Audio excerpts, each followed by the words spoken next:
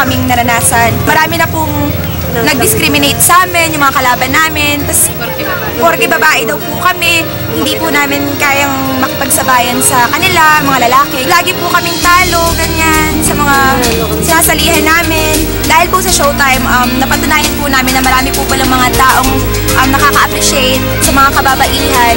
Po, dahil nanalo po kami sa Showtime, nagkaroon po kami ng lakas ng loob, tiwala sa sarili na ipagpatuloy po ang talento namin sa pagsasayaw at alam po namin na malayo po yung mararating namin.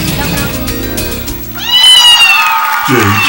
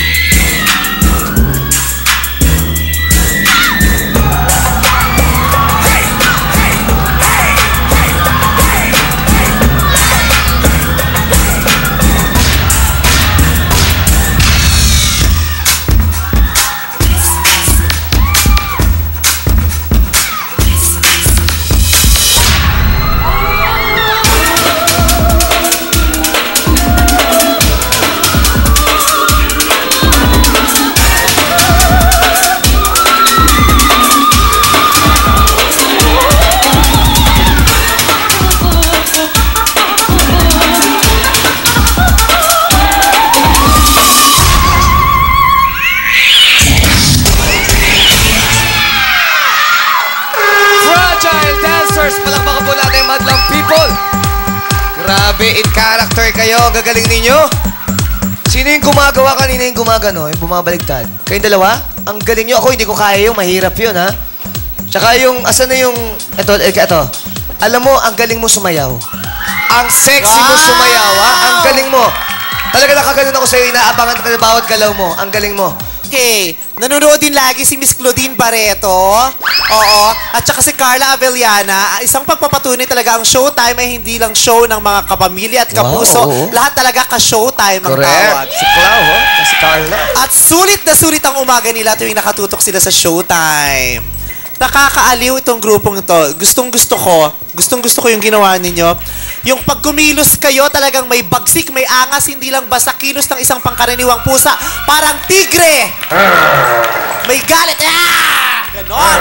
Mga agat, mga ngalmot. Ganon. Tuklap ang balat kung sino mang mapatabi. Ganon ang eksena niya. Tuwang-tuwa ako. Ang galing. Sino yung ikaw, te? Yung pangalawa sa dulo? Gusto ko yung huli mong ginawa, yung para kang tumalsik habang tumambling. Patingin nga ulit natin. Paano ba yun? Sapol. Ayan.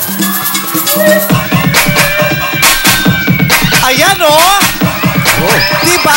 Tapos yung pagtalsik mo, ang graceful, may harot. Para yung pusa na laglag, tapos Diba? ang baglang smooth Ganun ng bagsak. kasi ang pusa, maharot. Diba? Isa na lang. Sige pa. Tingnan natin. Isa pa lang.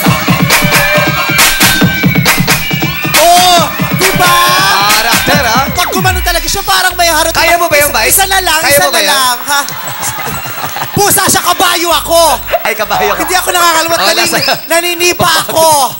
Ang galing mo. Gusto mo. Kala ko tapos na, pero yung paghampas mo nung huli, gumanok sabi, itong panalo. Ganon. At saka yung pinuri ni Vong Navarro, kung si Vong Navarro naman na-appreciate ka, ako pa bang pangkaraniwan lang na hindi naman mananayaw? Bigyan mo ako ng isa pang hampas. Sige, go! Di ba? Hey! Yes! Taray! Nakakaloka! Ikaw ang pinakamatabang pusang nakita ko. Diba? Isa kang buntis na pusa na pagala-gala. Eto ang score mo! She's something